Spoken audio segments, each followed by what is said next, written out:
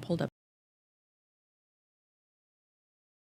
Listening to Mr. Allard's Neighborhood. Small town feel with big time ideas. After all, you are entitled to Brad's opinion. Here's your host, Brad Allard. Well, good morning. Another hot morning. We're going to be talking about the budget primarily with Victoria here. Right in the middle of it, aren't you? Right in the middle of it. I know. Our first public hearing will be next meeting. Mm-hmm. Then we'll have a second public hearing, and then it's passing yesterday along. Well, yesterday at the end of the show when I was kind of promoting this one, I was telling my vast listening audience, now's the time to talk up, not to bellyache after the vote. Say, what, you spent money on this? Well, few government activities are as transparent as a city budget, right? Yeah. I mean, it is everything we do. We're right there talking about it, and you can come to any council meeting. We had our special meeting, and a couple of residents did make that, and that's when we determined what we were going to propose the tax rate to be. And then the two public hearings are at our usual time. Well, after we run through the sponsors, we're going to, I want to ask you about how much impact does citizen influence have over this? I mean, because a lot of people get this attitude, well, I'm just one person, and I'm not going to make any difference. And enough people have that attitude, then you get what you get in government. Right. And so I'd like to see how much the city of Burleson incorporates that kind of thing. I'd like to talk about that. And some of the priorities. Yesterday also, in one of my rants, we're talking about the federal troops in D.C., about policing. I assume Burleson is not in danger of that, but I was talking about the number one priority of any municipal government is the security of the citizens. I think one of my Public safety. Well, yeah. Absolutely. I think one of my quotes, if I want to quote myself, was that it doesn't matter how well paved the streets are if you're afraid to go on them, right? So I thought that was pretty pithy. But anyway, before we jump into this, I want to make sure that the sponsors get their due for bringing this to your community. Thank you, Otto. What I understand, besides the great food and great meals, it's also a great way to bribe children to behave. It is. The Minnie Mouse special, thank you very much, comes with whipped cream and sprinkles. And yes, that is Audrey's go-to. Yeah, so you behave in church, you get to have a pancake. You get to go to breakfast at our place. You're so much nicer than my parents, Instead of the thumping behind the ear and that kind of stuff. I have a little... a little indention on my head from a class ring. My dad would turn around and bang. My abuelita would look, ooh, gosh, she'd give you the look like, you're going to get it after this if you don't.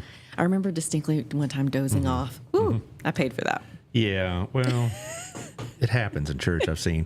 But anyway, our place is a great place, of course, and also Gina's good. Pizza, And the staff at both of them, they're so welcoming, so friendly. I have not been to the one here that's right down the street. I haven't either. Well, but, it's because our place is right near where I live. I mean, I guess I could make a special trip just to try it out, but the food is great there too. But, I'm right there, so I guess I had to do it for Otto's sake, he gets his feelings hurt.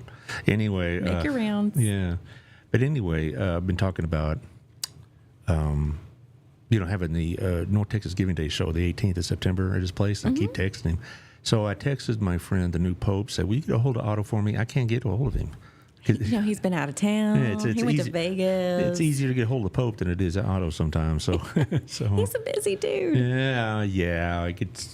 But that would be fun to do that one at Gina's. Yeah, is that what you're thinking? We did that before. Yes, you did. And it was the best show I did. That's fun. I love that. Well, you watch those people get together and have pizza and talk, and it's a mutual support group. And I don't know how often they can get together on their own, but it's a one time a year when truly kudos to this community, and I know it includes Crowley House of Hope too, and others that surround Burleson too. But the fact that they all work together and are communicating and building each other up.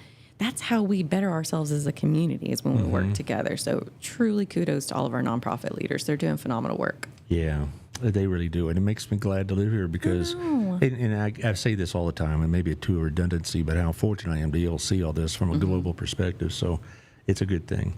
Also, my friend John Williams over. Oh, you missed us. There it is. Old Pro Roofing. Yeah. Well, you're just in a hurry, are you? Okay. 817-734-2756, and John will come out there and check your roof out. I don't suspect we'll get much more rain. Are you sure? I think I saw some in the forecast for next week. They say that just to get you to watch the news. It's like wintertime. Oh, we got Armageddon coming. Oh, it went north to Jacksboro or something like that. I have read through the Farmer's Almanac we are supposed to have a wetter, colder winter this year. Uh-huh. We'll see. Did you go and check out how how thickness of the fur or the hide is on the cows? That's how they do it. They do? Well, they do it. Farmer's Almanac? Well, they do it. A lot of it is on meteorological history and whatever else, but they also do a lot of folk signs, I guess, if you will. All right. Anyway, back to John. 817-734-2756. He'll make sure your roof is in good shape. I guess winter will be coming, like they say on Games of Thrones. Do you ever watch that? I've never watched it. I watched some of it, and it's like, these people are mean to each other. Anyway, I am not focused today at all. So not at sorry, all. John. Maybe next time.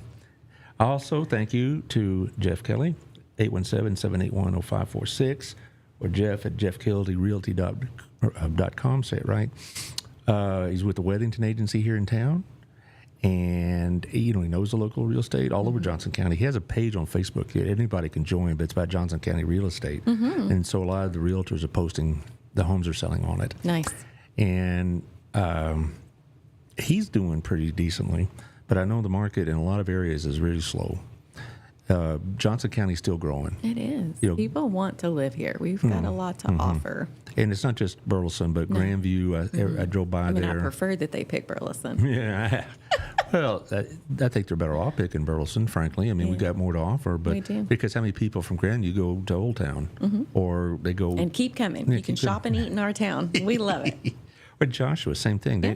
I know all these towns are trying to put together little hubs like Old Town and Gateway Station, I guess, and stuff like that. Yeah, put yourself on the map. Yeah, and it's fine. It's great. There's a couple really decent joints over in Joshua, but still people come here. Yeah.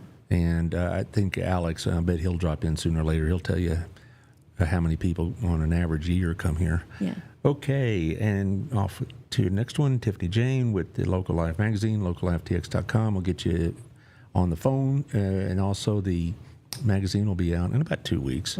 She's working on it right now. She does a lot of good articles on local businesses. So yeah, it's fun to read. She did one on this podcast about 3 years ago, and she did one on Gina's, and it's all good, and so it's lots of fun. And real estate. She just highlights all kinds of different things. I don't remember what waiting room I was in just last week, but I saw it and I sat there and read it, even though I'd flipped through it before when it came to my door. Yeah. It was sitting there, so I decided to read it again. Well, you know how it goes. That's what I tell people a lot. That's what I like, is that you can find it in the local shops and waiting rooms. She puts it in dentist offices and insurance offices. It's around. It's not just hitting door to door. It is around town too. So people that may not by chance receive it by mail, which I have a hard time believing because she has a pretty far reach. Yeah, but she didn't send it to post office boxes. And that's okay. So everybody can catch their copy at a waiting room near you. That's kind of where I do it. When I was getting my oil changed. Yep. Was the last time I saw it. I'm trying to see. I'm spoiled. I go to Castrol and stay in my car, and they have a fan that blows on you, and they bring you a water bottle. Well, I wasn't getting my car oil changed. I was getting my car inspected over at the Christian Brothers. But no, I get my oil changed at Castrol because I like to support local. And I know the Christian Brothers are local too. Are sweet. Yeah. They've been on the show before. And their staff is phenomenal. Yeah. They're like, hello, Victoria. And they do, okay, last time we did this. And they don't upsell you. It's just nice. Such friendly service. That's the best part about shopping and doing business local. Well, that is. You feel like everyone already knows, like, oh, you want this service or you want this dish for lunch or dinner. What I don't like is trying to be upsold. That's why I like John, because he didn't try to upsell you. That's why I like Castor Oil. They don't try to upsell you. Every time you go through restaurants, they try to say, do you want extra with that? I said, well, if I wanted extra, I would have asked for extra. And that's why. But sometimes you may not think about it. Okay, fine. Because sometimes I'm like, you know what? I didn't ask for the guacamole, and I would like that as a side. I need all the things to dip my quesadilla in, okay? You're cracking me up. You really are. But anyway, I'm just sharing this with the various groups here that are just dying to hear this show, because there's a lot of lots going on in Burleson right now. So I guess we'll start with the first thing, and that is the budget issue, because that's what you're going through right now. Yeah. The glamour and the glitz of being a council person is having to deal with the budget. It's actually our number one charge. We have to pass a budget every year. It has to be balanced. We can't. There's no rainy day fund necessarily for city government. We can have cost savings sometimes that we can hold on to, but it's never going to equate to something at like the state level. And I had a resident ask me about that. Like, okay, can you what about a rainy day fund? The state can do it. Well, they specifically prevent us from doing it at the local level. We can only take in what we're absolutely going to use, what we can prove that we're going to use. It's interesting because the school districts are required to have a rainy day fund up to 3 months. Interesting. Yeah. I mean, now we can cover our bills, but it's not money that we can't like hold on to $28 million and then magically go build a bridge next year.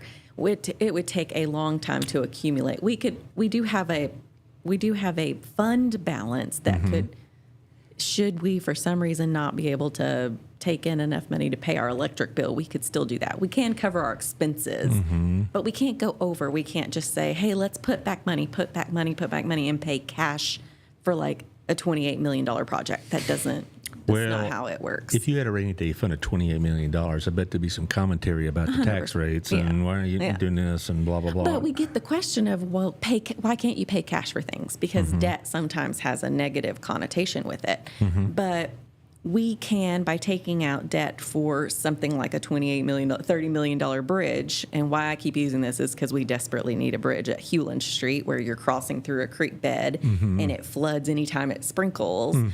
It's not safe, but that is definitely going to have to come from local dollars, and we're also pursuing state and federal matching and those grant opportunities too. But, that's not money we just have sitting, waiting to be spent.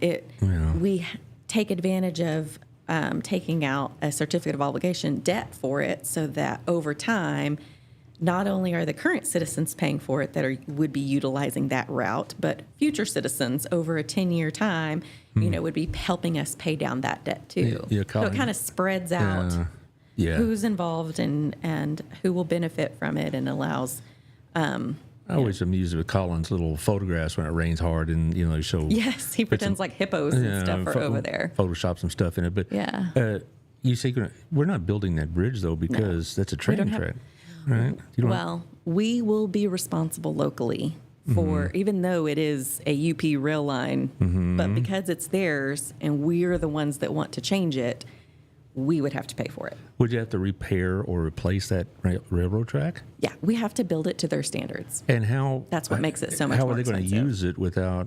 I don't really know all that piece, like how they divert and that kind of stuff. But basically, the railroad came first is what they'll tell you. Any rail line will tell you. BNSF, UP, any of them will say, we were here first. So if you want to do anything, that's on you.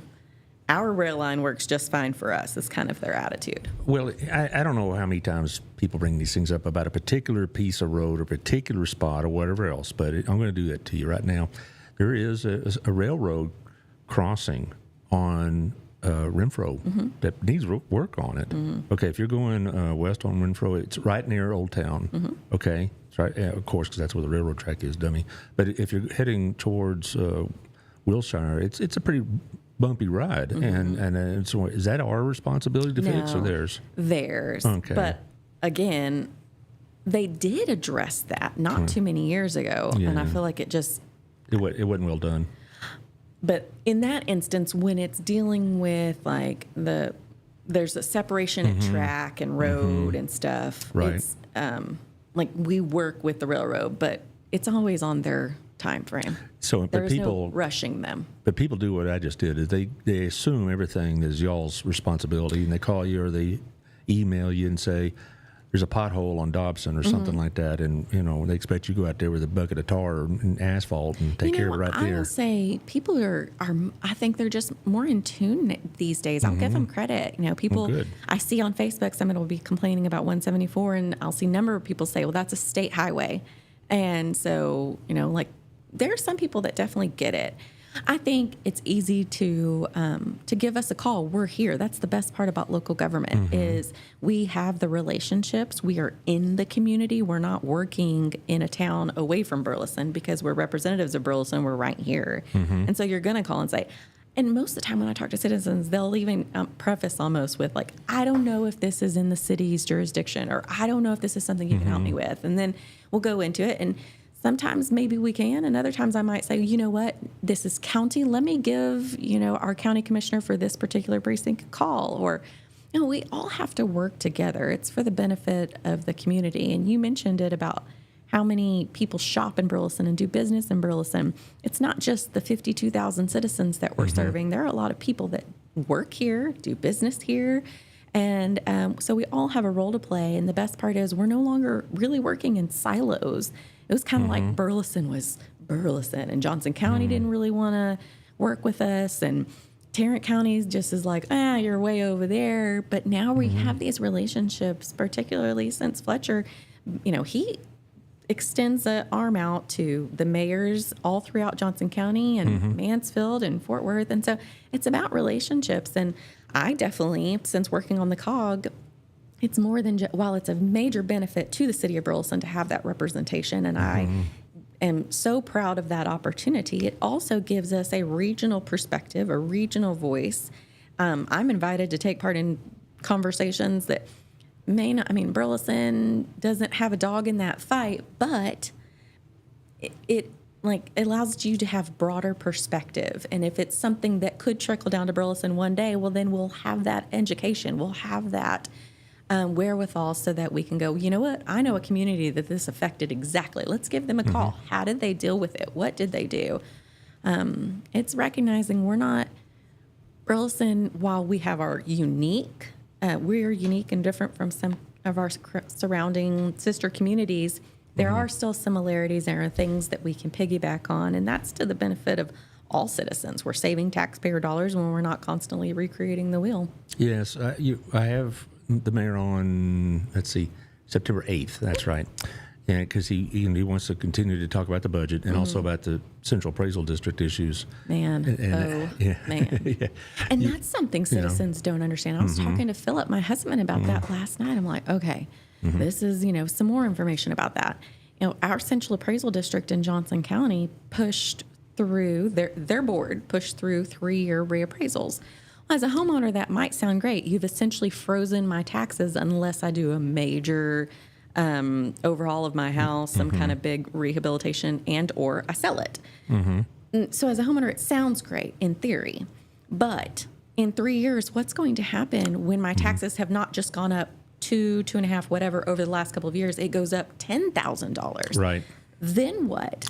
Also, it puts us as a municipality in a serious bind, because while we forecast, we kind of look ahead, we make very conservative estimates on how much a reappraisals are going to grow annually. And then we prepare for the growth that our city needs, a growth in public works and streets and street improvements, a growth in public safety, more officers, more firefighters, a fourth fire station.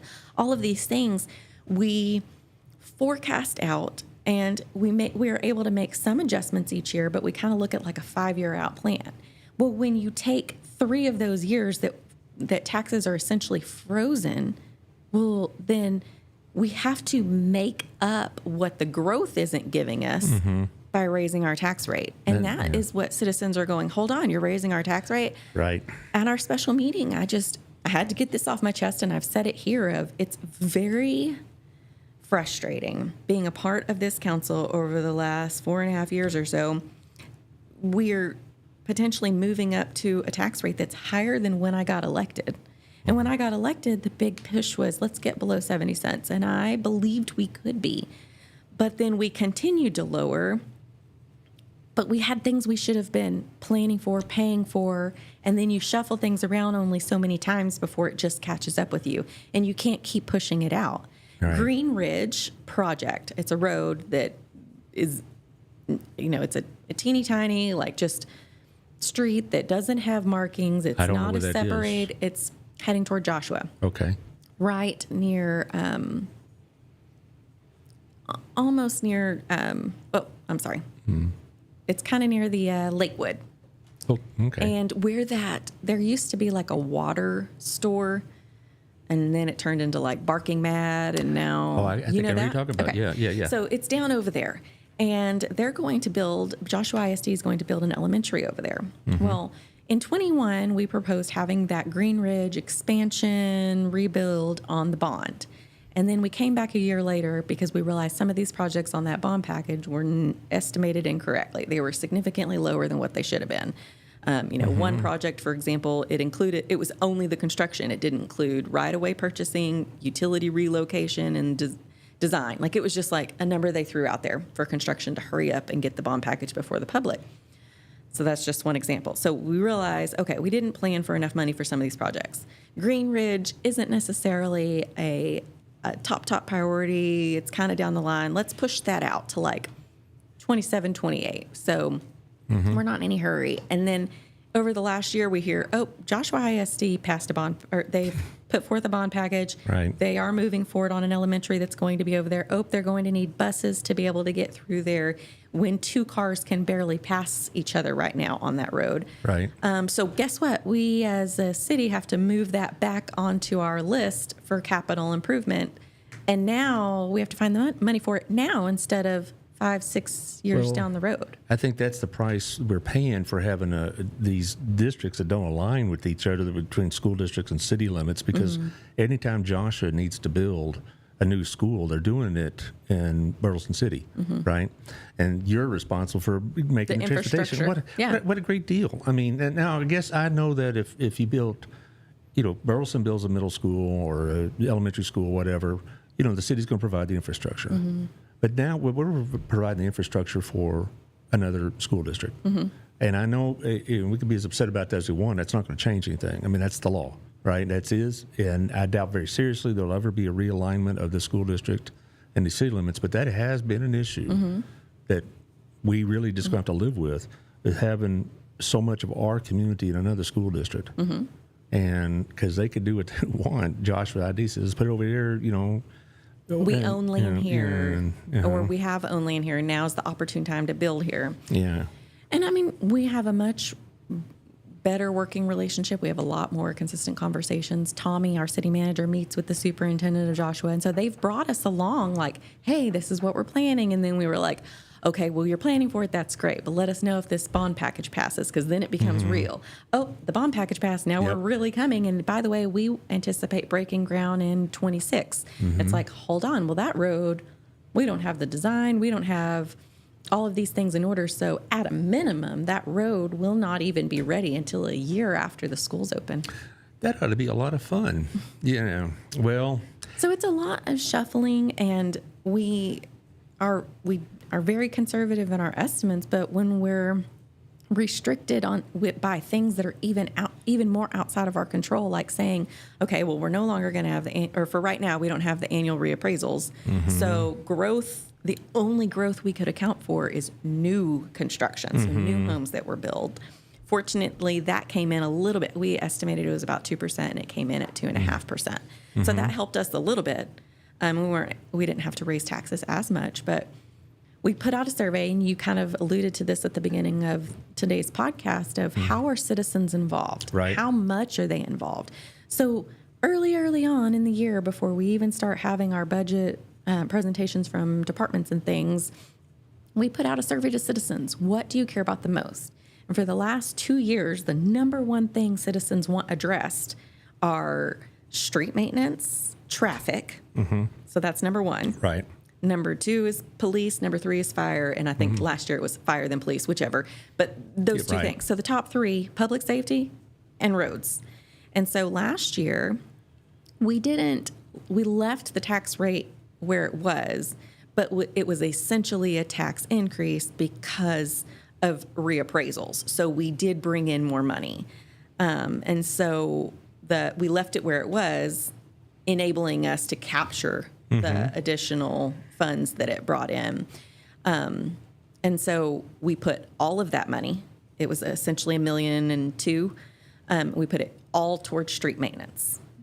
Well, I noticed Hidden Creek's been worked on a lot and all this, but every time I take 714, I think that's going to be a real issue. Yeah. And because another good advantage of this job, I guess, of the podcast is I get to see both sides of the issue. I can be driving on the street knowing it's kind of beat up, but also know the difficulties it takes to get it repaired, and financially and otherwise. It isn't like, I just don't feel like I'm going to call you and say, hey, that road's put my alignment out of whack or whatever else, because I understand that this is a high priority with you all, right. And that that must be, to me, that would be the most frustrating part of the job. Now, 714 in Dobson is its own hairy beast. Yes, and it has a long way to go. And it's long-term plans are 4-lane divided road. Good luck. But we need so much right-of-way acquisition. And there's some, so there's just so many things at play there and it's some of ours, some of counties. Right. So that's kind of a ways out there. Yeah, it absolutely needs to be addressed, but that has a long way to go. Yeah, I figured, but this last year, and we had a presentation on it last night for any citizen who wants to go back and watch that street maintenance plan update. How much work we have done between mill and overlay. We brought in a new pressure pave that did some roads, and we did those sealants that help seal up those cracks. Right. It doesn't make the road look pretty, but it prevents moisture from settling in there and deteriorating the road from underneath. So how much they've been able to accomplish with the additional funds that we were able to secure last year, plus what was already in the budget, was about $700,000, I believe. Yeah. And so we have increased maintenance and operations. So coming into this next budget, what did we prioritize? Public safety and street maintenance. So with the increase that we're proposing, the tax rate increase that we're proposing, it will bring in about an additional $1.6 million. And we are putting that between street maintenance again, more, because all of these roads that are already in our network, this is not brand new builds. This is repairing and maintaining. And now we have the asset management program that kind of shows us what roads should we attempt to save, what are worth putting dollars in maintenance-wise, what's worth just allowing to fail and eventually moving it over to our capital rebuild program, that kind of thing. So we are using data. We aren't just shooting from the hip and saying, hey, I get a lot of calls about such and such road. Let's just go repair it so I don't get any more calls about it. Like you said, it's more data-driven. We understand through this asset management program that drilled down and took samples of the soil underneath and looked at what its foundation was built on, all of that kind of stuff. So we know in town what roads are worth saving, what roads are worth investing in maintenance-wise, and which ones necessarily aren't. So we're doing better on that. And then the other piece was public safety. And we currently need about 18 more police officers with population growth. Mr. Fletcher mentioned that in his last appearance here. And then we're going to start with a 4th ambulance during peak times. And then depending on what that looks like, if they stay busy enough, if we move into a 4th ambulance round the clock. So in order to start running the ambulance during peak times, we need 3 new firefighters to help with that. But if we move into a 4th full time, it's going to need an additional 2. And then we've got to start planning for the 4th fire station. There are citizens on the west side of town who have been tax-paying citizens, live over there, and are more likely to receive service from the ESD before Burleson, because we have to drive through the city of Joshua to get to them until there's a 4th fire station on the west side of town. And it's imperative that we plan for that in the next couple of years, because we know 3,000 rooftops are coming with the Chisholm Summit. And we know a school for trades are coming. It's coming. And so they're going to be doing things with heavy equipment that could potentially catch on fire. I mean, they're going to be doing things with welding and all of this. You need to be able to respond appropriately to those city calls. And so with a 4th fire station, well, that's 18 more firefighters. So we know these things are coming, and where we can appropriately start putting the money toward those hires, we should. But also, we kind of pride ourselves in being the city of choice where people want to work. we want you to be a police officer in our town. We want you to be a dispatcher in our town. We want you to be a firefighter here and hopefully stay here for the longevity of your career. Well, how do we get you? Pay is a big piece of that. It is. And when you drive to some of these bigger towns, you see a huge billboard that says starting pay for an officer is $109,000. We're competing. And so we have to be able to, we're not going to be able to pay the top of the top, but we should be competitive in pay if we want to recruit reliable talent, community invested talent, people that care. And then we have to keep them here because you don't want to invest in these individuals, send them to training and do all this stuff for them to get poached by another community that has competitive pay and resources. So it stings. It's not fun. It's not an easy conversation to have to say, are we at a point where we have to increase our tax rate? But in order to just accomplish this, it's not like we're doing anything spectacular. We're not building a new bridge with these funds. We're not doing anything super, super massive. It's almost like you're just touching the bare minimum of keeping good people here and employed and paying them what we believe they're worth so that we can keep them here, and also putting back into street repairs. It sounds like the same problem the school districts have. And, in Burleson ISD always paid about middle of the pack, but one of the things they could offer was quality of work life. I know that, we have crime and everything else, but I think Burleson probably gets a better community support than, say, some of the DFW areas, particularly some of the more dicey areas, if you will. But you can only take that so far. Because we would always have to compete with Mansfield and Joshua too, but Mansfield in particular. Mansfield, Midlothian. I mean, we've had firefighters go to a number of communities and police officers, and because they know we get good people and we put forth a lot into them. We want them trained for every type of scenario. We want them to feel secure in their jobs, but then that also makes them attractive to other employers. And the same thing with the school teachers. I mean, I was told by Mansfield, a couple of teachers there, that when you put a Burleson teacher in the mix, that teacher had a real advantage over a lot of other competitors for the job because of they understood the situation they came from, a good school system and all that other business. And that's what's happening here. I know. And it's just interesting. I'm glad to hear you say that, because this is almost exactly what Mr. Fletcher was talking about. And so this is not just one council member's perspective. This is the entire council's perspective. And, when you talk about, does one person make a difference? I know they had the surveys and all this other stuff, but let's say that I go to one of these meetings and give my 2 cents, so to speak.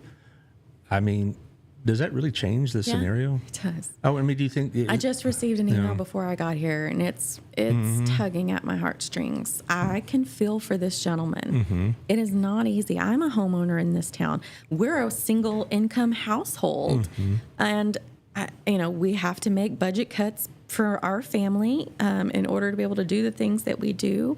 Just like any family's constantly weighing, do we eat out or do we eat more at home? Do we get to do this extracurricular event or not? Do we get to go on another vacation or a vacation this year?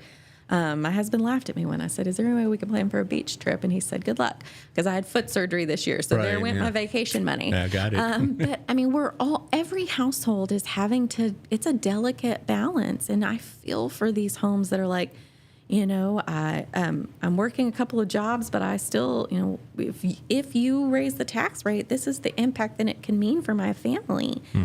But how do we keep how do we keep Burleson a thriving community? I mean, like I said, we got this asset management report back about our roads this last year, and it was eye-opening. Roads that we thought were okay were essentially failing. And is it worth putting in maintenance dollars for a failing road? No. But then we also have to let it continue to go into beyond failing before we have room and capacity for it to move into our capital improvement plan. What would solve this?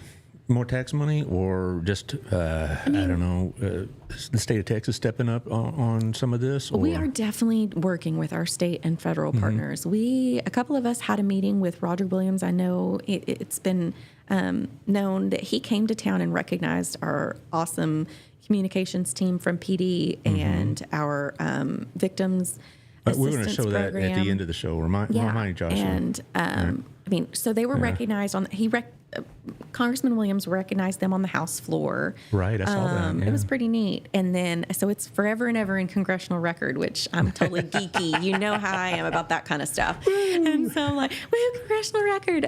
So to recognize the Burleson Police Department as, putting forth this campaign that, you for an individual that stops into a restaurant restroom, just the smallest thing, and they see this poster and it resonates with them, and they scan this QR code, and it is immediately seen by the most fabulous individual that I could ever tout.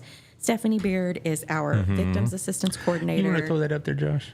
Because we had that this made the Star Telegram. Yes, it did. So you can scan that, and Stephanie Beard, it's a person, a woman with the biggest heart who immediately sees your message and starts communicating with you about how they can help, how our PD, how she can help you with whatever this particular domestic violence field area need of assistance. And so these posters are growing and growing. Not only are they in city restrooms, but now they're in local business restrooms. I've seen it. Even in the now, I'm not going to ladies' restrooms where I know most of these are, but there's a lot of places. There's some in. But it doesn't have to be only female. Right. Domestic violence can affect anyone in any age, any financial.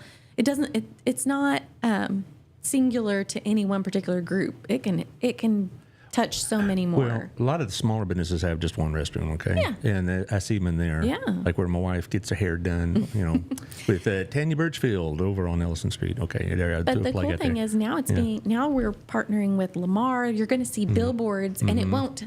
The QR code and the phone number won't just go to Burleson. It's getting broader. It's getting picked up nationwide now, and so there are a lot of entities that are reaching out to Colin Gregory and our PD and saying, we want to replicate this. Well, I saw Colin at a chamber event last week, and we're going to have him on about mid-September to talk about this. And Melissa, the model here, is going to be on the day after Labor Day, which is, the 2nd, I believe.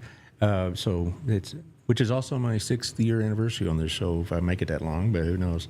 But anyway, and Brooke Mathis took the picture. Right. And she captures, you just look at this and you feel something. Well, it's an excellent picture. I mean, it just, you get the emotion that's coming out of it, so. So our PD got recognized for this, so kudos to them, and for utilizing local resources and being creative and thinking beyond, how can we reach a group? What can we do? And so, well, the thing about this outreach, if you will, is not just for criminal assault situations or abuse situations. Is also for homeless. Yeah, I don't know. I'm new to town. I need some support. I need some groceries, and I can't afford it.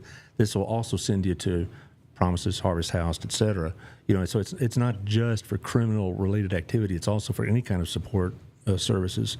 Let's say I don't have a place to live. Well, you can call them, and Stephanie will try to hook you up maybe with something. Or I don't have enough groceries for the week. Well, here's where you need to go and tell them who sent you. She is a resource in herself, but she's very well connected. She constantly is educating herself on what's available in our community and even beyond, and finding resources and connecting people to things. She has the best heart, and I loved it. One time I was talking to the police chief, and he said, he came from Fort Worth PD, and we have a victims assistance coordinator, and they have an entire department. And he said, I would put her against anyone that, over that whole department. She's so invested and just amazing at her job, and I can't thank her enough for the lives that she touches and the difference that she makes. But going back to Mr. Williams recognizing our PD, while he was here, a couple of us council people sat in with him and talked about, and he said, what do you need? And we said, transportation. We need to be able to move people through this town. And some of these projects are so large, like that Hewlin Street Bridge, like the East Renfro Lane expansion that we've been waiting something like, 24 years for. It's that project has been on the books to expand East Renfro for so long. And I'm like, these things move along, or can move along, with some help from our federal tax dollars, bringing them back to put them to work locally. This is not recent thing. I remember back in the day, so to speak, when he's still working for Mr. Edwards, I was coming into a meeting for that youth council we were both working with. And I walked in, and there was Chet Edwards. And I wish I could remember this guy's name. He was this representative from Minnesota that was the head of the Transportation Committee in the House. I remember that. Yeah. And so I got to meet this gentleman from Minnesota, and we were talking a few minutes. And so this is a thing that's been part of Burleson's needs for, at least 2-3 decades now. But it's always neat to have a national committee chair here in Burleson. And like I said, he was an older gentleman, and he retired soon after from Congress. I know exactly, yeah. I can't remember his name, but I do remember when he came here. And so I thought that was neat. Little Burleson's getting some national attention. But I have never met Roger Williams. I'd like to have him on the show, and I did reach out to him during the primaries. And basically he was dealing with some other issues, and he was dealing also with an opponent that he didn't want to engage with, I think. So he said maybe afterwards. Well, at least he didn't say that. His staff member did. And so I'm hoping to have him on, maybe a Zoom. I seriously doubt he'll ever sit across the table from me, but that'd be great. Here's the deal. They are our local tax. They're our tax dollars. They're Burleson citizens, Joshua citizens. Those tax dollars are equally ours, and it is absolutely. It's in the realm that a congressional member, your congressional representative, would say, "Hey, I'd like to appropriate these dollars, whether it's in this fund or that fund, to specifically address this local need," because those funds do get divvied back out throughout the country. Right. And it's imperative that we have a voice that's fighting for us that says, you know what, you in Washington, D.C., or you in New York or wherever may not know Burleson, Texas, but let me tell you about Burleson, Texas, and the growth that they're experiencing, and the transportation needs that they have, and the traffic, and their economic development is thriving. But to what at what extent does it slow down because we can't get traffic in and out of Burleson and that kind of stuff? So if we give him the adequate tools to go up and propose some financial help for us to move some of these projects along, the better. And then we can do other things locally. Well, it drives me a little nuts because I've talked to people over my 30 years of being involved in teaching government and talking about it, whatever else, and they say, why are we paying for a road in California? Because Californians are paying for our road over here. And so that's how it works. It does. And when the Republicans say we're going to get rid of earmarks, that's not necessarily a good thing. Guess what? The money still gets divvied out, but it's somebody behind a desk who doesn't know Burleson, Texas, or wherever else, and they get this plethora of applications, and then they go, you look good because you're a big city in a known state, and I'm sending it that way. And, Dallas and Fort Worth are good examples of that. Houston, they get state and federal dollars because they're big and their population woes are known. But we equally have those growth constraints, and so we need help equally. Just because a congressional member didn't put in an appropriations request for those funds doesn't mean it didn't go somewhere local. You know better than most since you worked for Mr. Edwards. I mean, there are a number of projects here in Burleson that benefited from appropriations. Our first armored vehicle came from an appropriations. The mobile health bus that Hughley issues cancer screenings and well women checks and immunizations, that was purchased with an appropriation. The city park in Joshua, it was an appropriations. The city of Joshua wouldn't, who knows when they would have had their first city park if it wasn't for an appropriations. Well, Mr. Fletcher has talked about expanding Renfro all the way out to 917, and that's going to be federal money. Yep.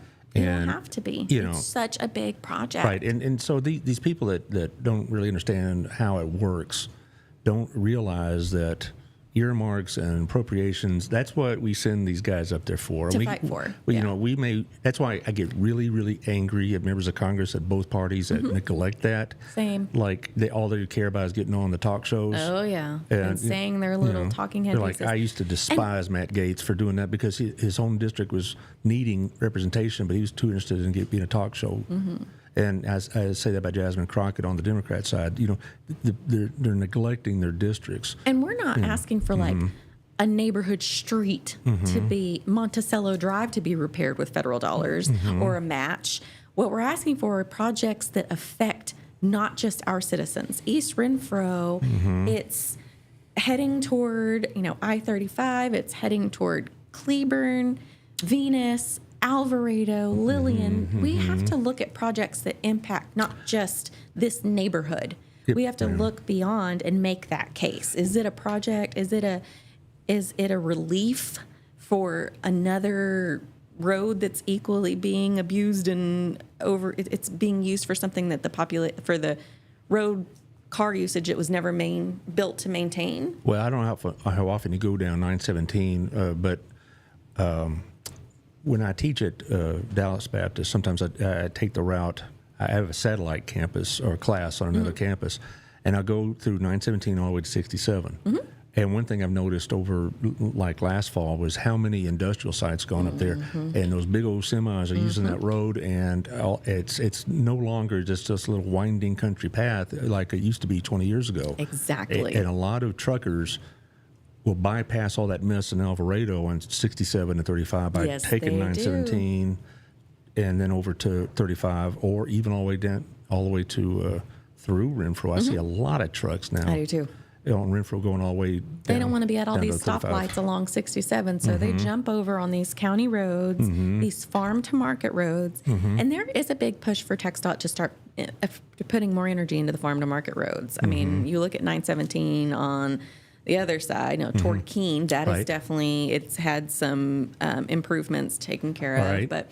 So they are starting to pay more attention to these farm market roads because of that right there. They acknowledge freight traffic is utilizing them because they don't want to equally be sitting on the 39 stoplights between 287 and 35, whatever it may be. Right. And so, well, that little knot, if you will, of traffic in Alvarado on 67 and 235, I have avoided for years now because it's just, you're going to be there a while. It is. You better have brought a sandwich with you because, it's an all-day event just to get through it. But what that means also is, these truckers are beating the crap out of the roads, and that's just. And they were never built for that type of load, that traffic count. They just and so they fall apart faster, and then it's a waiting game. Plus, a lot of those industrial sites there, those warehouses, whatever, they're moving there because the Johnson County taxes are lower than Tarrant, and they're getting out of maybe the city or whatever and moving to the country. Yeah, they moved to the county. They moved to the county so they could save money. Because county has a lot less, they don't have a lot of land power. They don't get to say what does and doesn't come or how it's built. Right. A lot less land restrictions. So this is what's happening now, and that's just not like in your children's future kind of thing. And so kind of get to the point of a lot of this is that I would tell the people that if you think that you're one voice going to a meeting, even if you're the only person in the room, which I bet has happened, you're going to be heard. Yeah. I had a great conversation with a gentleman who came to that special meeting, and then he and I kind of bonded because he said his daughter took advantage of the BOF scholarship. Yeah. And so, I listen, all of my colleagues listen. We want to have these conversations. Are we between a rock and a hard spot sometimes? Yeah. We have a duty to the entirety of Burleson citizens to keep our roads up, ensure that when they call 911, somebody picks up, but doesn't just pick up, that police and fire can adequately respond with the appropriate apparatuses, with the appropriate personnel number, in an appropriate manner of time, that we have public works teams that can respond to these potholes, that we have these services that people expect when they live here, and to the level that they've come to expect. There's a couple of things I want to end up with. One you mentioned was the BOF. I had Daniel and Sam. Yeah, and I'm sorry I didn't get to make that. Oh, well, I know you were a sick kid, I believe. Sick kid. Yeah, that happens, all the time when you're a mother. All the time. Well, Oliver cannot get rid of this cough. Well, it's just when all those kids get together, they just share germs. Don't they? Isn't it fun? Well, when my kids were little, they would pass strep throat back and forth to each other, like, "Oh, it's your turn." It's your turn. But anyway, our breakfast is coming up, right? And when it is an open invitation. In years past, a lot of times it was kind of like, "Oh, am I allowed to go to this? Is it open?" Yes, it is open. If you know someone who's wanted to take advantage of the BOF, has taken advantage of the BOF, or you're a business leader in town and just want to know more about the BOF, come to our breakfast. Right. It is October 9th. It starts at 7:30. We promise to get you out so that you can get to work. We feed you early. We're going to have a great spread as far as food. We don't have a keynote student speaker, but we do have a surprise. Okay, there you so go. he won't be there in person, but he did. We recorded him this morning, and it's going to be a great to see him in his remarks that we recorded today when he took a moment and said, it kind of hit him. He had the epiphany of, if it weren't for BOF, I probably wouldn't be here. And it was so cool. The lives that we are able to touch, the economic development impact of the Burleson Opportunity Fund, the fact that our community is pouring back into our community and saying, we want you to not just grow up here. We want you to be able to continue your education if that's the way you see fit, and then work here. Stay here and provide back into our local economy. Maybe you start a small business. Maybe you go work for a small business. The gentleman that we spoke to this morning, our kind of big headliner, he works for his family's company. And so he's like, if it weren't for BOF, I probably wouldn't have continued to go to school because I was able to do it here locally. And then I was able to continue my degree at Tarleton online. And now I stay working here on my family's business. And I'm able to pursue something else, something that involved a medal. I get it. I get it. Well, I taught so many BOF kids over the years, and a lot of them would say this is about the only way they could do it. 100%. And that's the audience we're capturing, right? Those kids that maybe weren't going to get to continue school, maybe they were on the fence about it, but it's here, it's convenient, and guess what? Our community cares about you, and that you become a contributing citizen of this community, and here's how you're going to do it. We're going to help you. I have a networking group I'm in, and one of the networking colleagues there, her son, this time last year, was starting Hill College with the BOF, and she was telling us all about it, and she started tearing up because it meant so much, because she knew that otherwise it had been very difficult for him to go to school, and now how much money it saved him. So that's a busy day. That October 9th at 7:30 that morning, there's going to be the breakfast. It's free to attend. Right. We just want to get you in the doors. There will be an ask. There will be an ask, but a delicious breakfast, and I mean every bit counts. Hill College has made it very affordable, and we as the BOF scholarship program, we're trying to get kids in the door. If they can just get that foot in and say, you know what, I think this might be for me. And then Hill College has lots of opportunities beyond that. Maybe you knock out your basics and then you go into any and every, they've got welding, they've got plumbing, they've got HVAC, which we're going to need all of those things. Yes. Maybe you become a teacher or a nurse. Maybe you become a police officer or a firefighter. And we've had all of those go through the BOF program. When a lot of the BOF kids I had were not going to go be Shakespeare scholars. They were going to EMT school, or they were going to HVAC. And we need you here in Burleson. Right. Whenever I talk to Hill College kids, I always tell them, any line of work you're pretty much thinking about going into, we need you at the city. We need you if you're going to be an accountant. We need you if you're going to be a welder. We need you if you're going to help with fleet maintenance. We need all of those things at the city. So consider us when you're thinking about employment. And by the way, we have a really good retirement plan. Really? Okay. Well, that's October 9th at 7:30 at the First United Methodist Church. And I have on the show at the end of September on the 30th, Daniel Penticus is coming back. Penticus. We debated that last week. One of us will be here. If it's not Daniel, it's me or Sam Ross. Sam is going to be the week before. Ooh. But he's really talking more about his roles, the changes going on to First Baptist with our new pastor. And but I'm sure we'll segue into some BOF business. So that night, this kind of segues into another thing. That night is also the Next Step Gala over at the Doubletree down Alta Mesa. I hope it's still called that. I mean, it's been several different hotels. That ballroom down there off Alta Mesa, we all know that. Yeah, right. I believe we have something from them. Oh, well, there's a logo. They're giving away diapers. Yeah, to all the way to the end of the month, which is a big deal. Yes. I had them on the show about 2 weeks ago. Spread the word. It's a big deal. Free diapers. All you have to do is call to schedule a pickup, and it takes about 15 minutes. They'll get you a pack of diapers and items for your baby or toddler, and all you have to do is call 817-295-4101. You've been through that routine, of course, as a mother, and so have I when my kids are small. Diapers. And I we're spending all this money on Huggies or whatever, and with the little tape. And I said, in my day, my mother used to have cloth diapers on. And Robin said, okay, smart guy, we'll do a cloth diaper one day and see how much you like it. And we were back at the store in 6 hours because it's like, okay, finally got this thing done, and he messed it up again, and you had to dip it in the toilet to clean it. My mom, when she was little, she was helping with her younger siblings, and she said she'd stick her little brother with the pen. And can you imagine the pressure of a wiggly worm baby? No, thank you. Yeah, so no thanks. So it's an expensive habit. Keep them in diapers, and you think after a while, just walk around, let her go. But it doesn't work that way.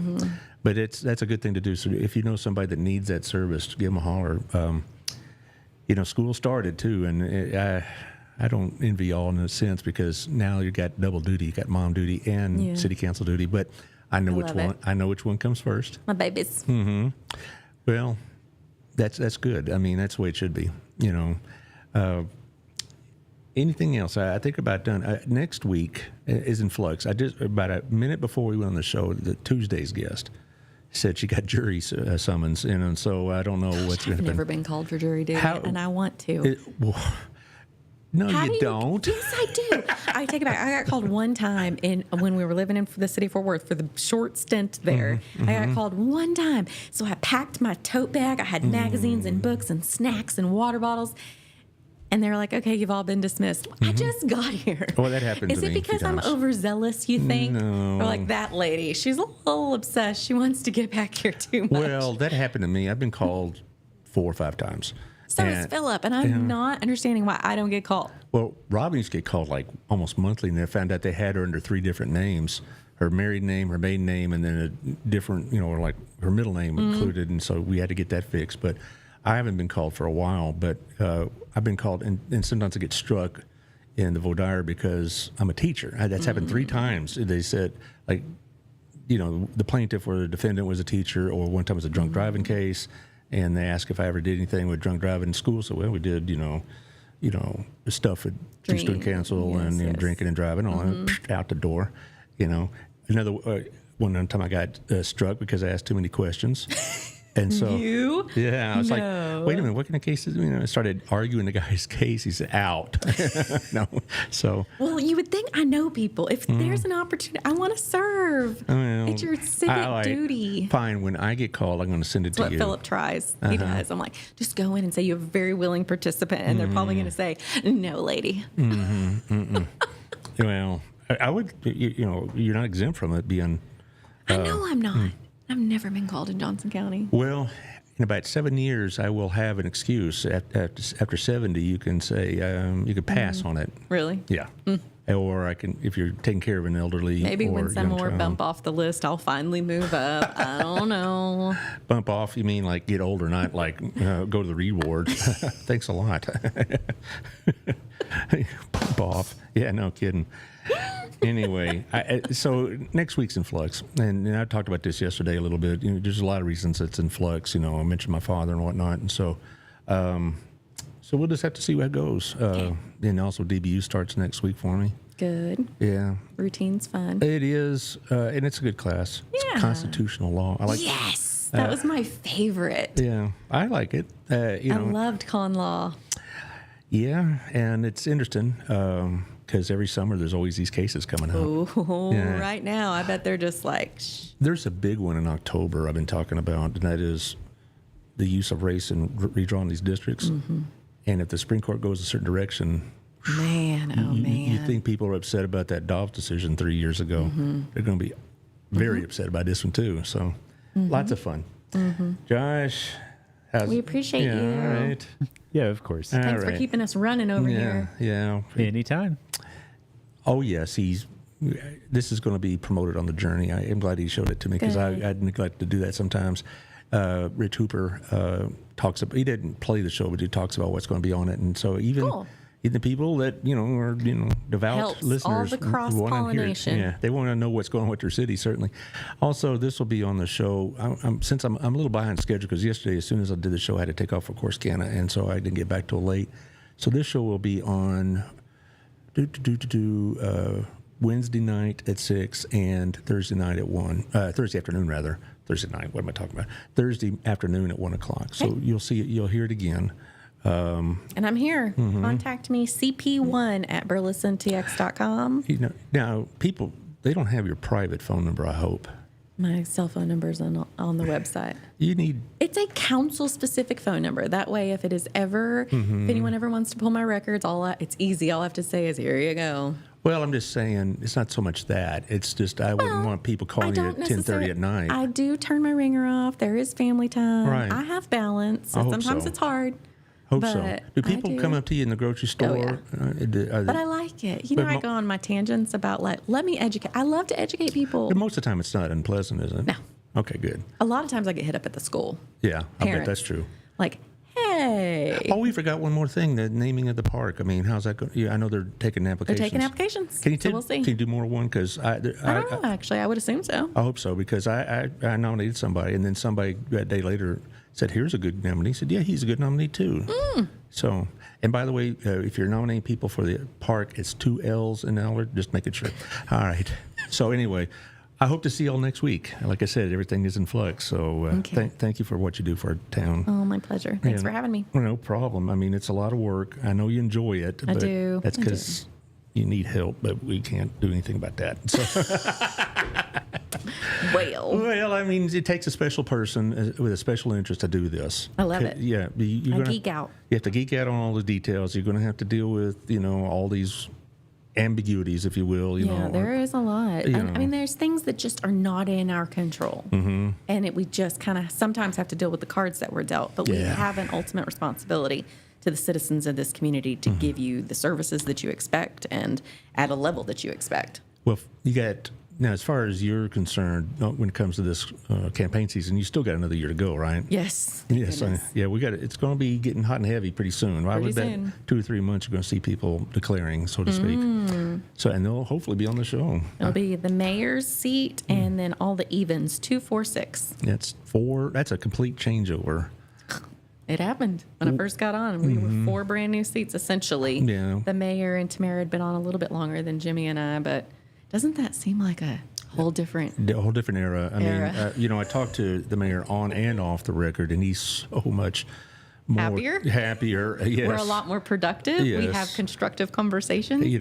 We have intelligent debates about things. Like last night, we didn't all agree on something, but that's okay because we came to a consensus and we moved on. Well, he's, all the happy talk he's putting on the air, that's what he says off the record. Yeah. He's very pleased with this council, and he wants to. I'm pretty proud of us, too. Yeah. Okay. I got to go. Anyway, I'll see you all next week, hopefully. See ya. All right. Bye-bye.